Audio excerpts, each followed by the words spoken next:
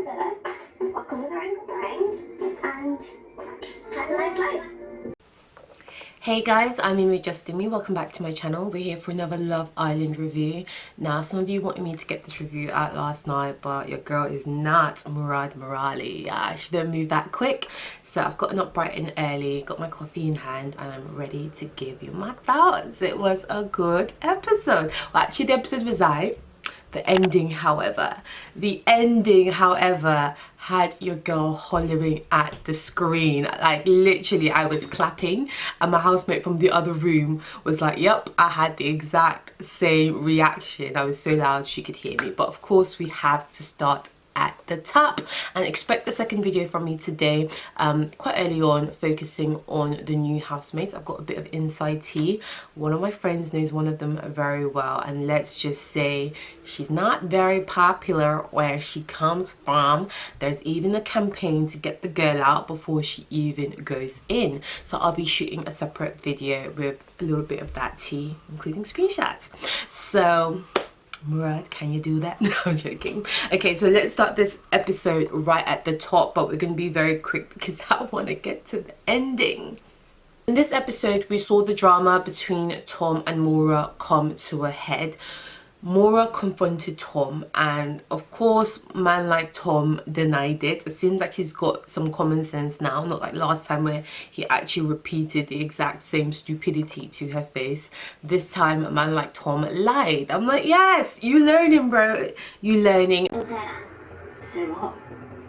I'm not saying either way because I said not either. I've not said to anyone we're not compatible. And they kissed, they made up, and it seemed like everything was all good.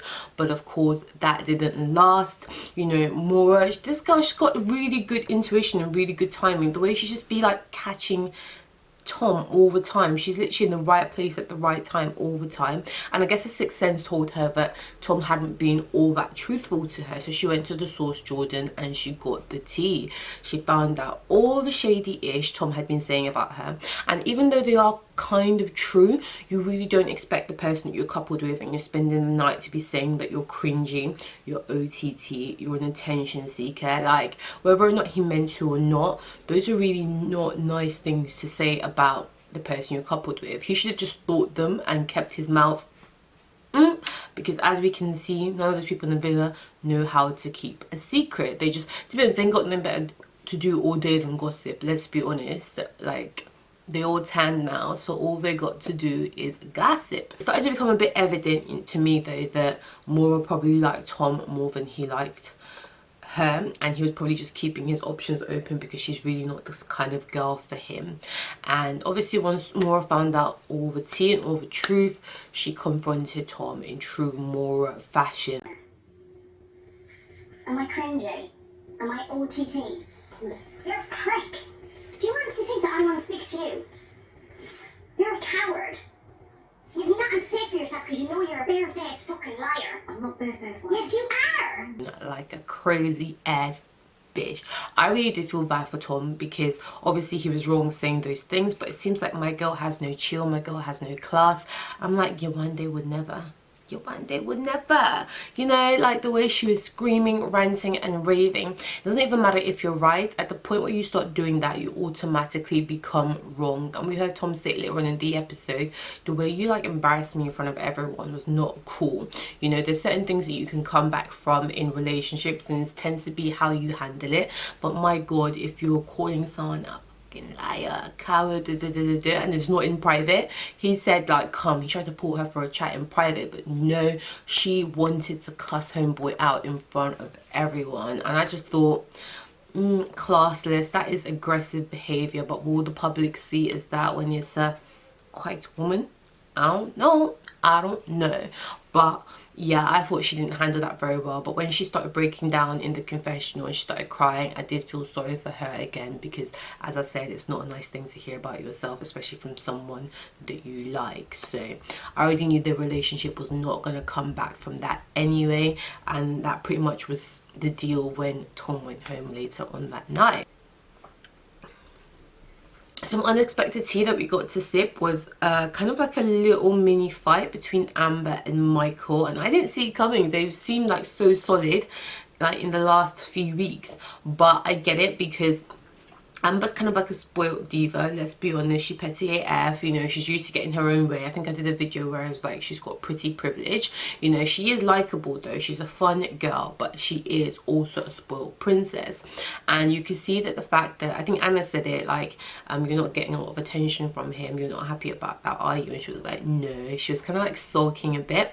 So when Michael pulled her for a chat, she was being quite diva-ish, giving him quite a bit of attitude and sass, and I felt like he was being a bit distant because being a bit distant because of what the public had said about him being whipped. Well, because I pulled the face. Yeah. I didn't try and hide the face, I pulled the face. Yeah. Catching on secret. Because, yeah, I will catch on secret. Why? Because you really hit and miss with me. No, I'm touching you. Want to listen to it, yeah. And he wanted to show that he wasn't whipped, but that was only getting Amber's back up. And then when he called her out and he was like, you're being childish, you're being immature, you're throwing your toys out the pram, I was like, whoa, Michael, you're really going in at Amber. You know, I didn't really see it coming, but again, I think he was just trying to show that he wasn't whipped and like that he was a man, he had a backbone. You know, I don't even think that fight was really necessary, and you could see him trying to squash it the next day because my girl Amber was sulking, she was not happy, and she didn't let him get away with it either. And I thought, God, come on girl, like the boy's trying to apologize. So I think I was a bit more team Michael in that situation than I was team Amber.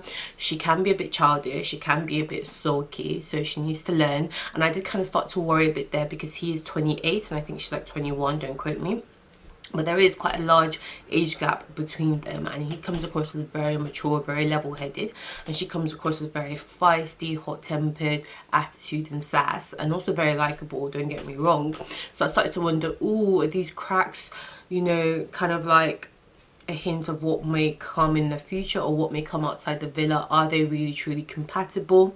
But I still think my guy and my girl are going all the way to the final and backing them, and like even how quick Michael was to squash it, I'm here for it. Okay, the way that Amy couldn't wait to tell Curtis about the Lucy tea when she just found out from Amber that Lucy had said never say never to get in with Tommy, I was like, oh, use a shady gossip queen, honey. You can tell that there's no love lost between the two. We saw them have their dramas at the start of the season, and it seems like they've never recovered, because when Curtis said to Amy, do you think there's any chance of Tommy's head being turned, she was like, nope, she had her chance. Like, it was snappy, it was quick, it was sassy, it was shady, and we felt that. So yeah, I could tell that there's no love lost between the two.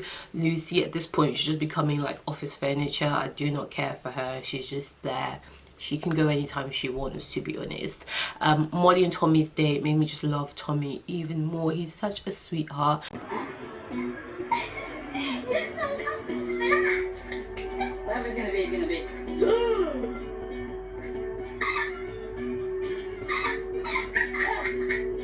I do think Molly likes him. It may be a bit difficult to like him as much as he likes her, because he seems like so into her, but they are a really cute couple, and it was nice seeing that the public had their back. So we saw Lucy talking to, I think it was Maura, about whether or not she should back off after what Tommy said to her in the previous episode about no touchy-feely, and my girl was like, I'm not gonna change, you know, it's just weird to put stipulations on a friendship. I'm like, bitch, when my guy has told you, chill homie, you better chill homie. Who you think you is? Huh? He said he don't want you touching him because he got girlfriend, and you say you want to touch nonetheless.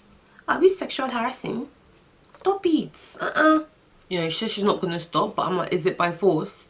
Is it by force? Is it because you don't have a bait in there anymore? Then go home and go to Joe if he will still have you.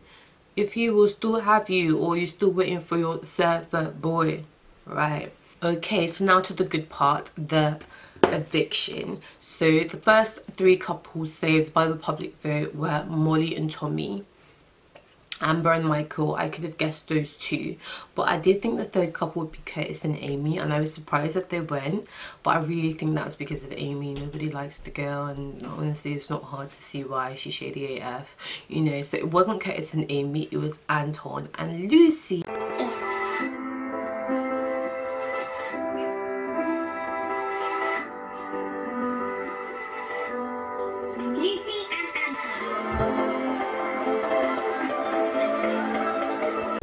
And you could see the surprise on everybody's face because they had no rights to really be saved.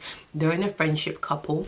Everybody knows there's no romance going, and those are usually the couples that leave. But Black Twitter came through. We knew that Anton and Lucy were gonna most likely be in the bottom two, and we knew that there was a good chance that they would be sent home, but we weren't having that. We were like, no, Danny Boy and Asparagus had got to go. So Black Twitter came through with the campaign Save Anton and Lucy, and that's exactly what we did. We saved Anton, we saved Lucy, and that meant that Danny and Asparagus were in the bottom, ready to be evicted. But it wasn't our choice, it wasn't the public's choice, it was the housemate's choice. Now I thought Amber being saved, being in there, she would have automatically got Danny Boy out, but it looked like she was outnumbered. It looked like I'm gonna trust my girl Amber wanted to have her girl Yewande's back, but it looked like she was outnumbered. So it was all down to our boy Michael to send at least one of them home, send Asparagus packing, and I never doubted it because Michael always had Yewande's back. And when it came down to it, bye Asparagus, babu. And all I could think was when Yewande said, Well, I hope you enjoy your time in the villa. What comes around comes around, and have a nice life. and I was like, Karma be acting quick, y'all. Karma be acting quick. So Danny Boy, wow, just 2 episodes after you got rid of Yewande, we got rid of Asparagus. How you like us now? And it's going to be perfect because all this connection, it's like they think they're 5G. Are you 5G? You guys need to take this your connection act to Africa, because we need connection in Africa. We need wireless, please. We don't need it here on Love Island. Connection this, connection that. Okay, what's gonna happen now? Upon all the connection, did he go home with her? Did he go home with her? Did he leave the villa with her? Nope. My guy stayed around, stuck around, and let's see how quickly his head turns, because the next episode is Casa Amor, and they're sending in 6 bombshells for the boys in the villa, and the girls are going to Casa Amor and they're sending in 6 hunks. Let's see how quick. Anyway, he's single now, so he's got to couple up or he's got to leave. So yeah, I couldn't have got a better ending. Asparagus is gone. What comes around goes around. My girl Yewande was sat at home sipping her tea like, bish, I told you, boo. So guys, that is my review. Hope you guys enjoyed it. So I can get it out last night. Let's see what happens in Casa Amor, and watch out for my next video where I will be showing some inside tea on one of the new Love Island, what do they call them, head turners, bombshells, Love Island bombshells. I'm Just Do Me. Make sure you subscribe. We're looking good, we're feeling good, eh?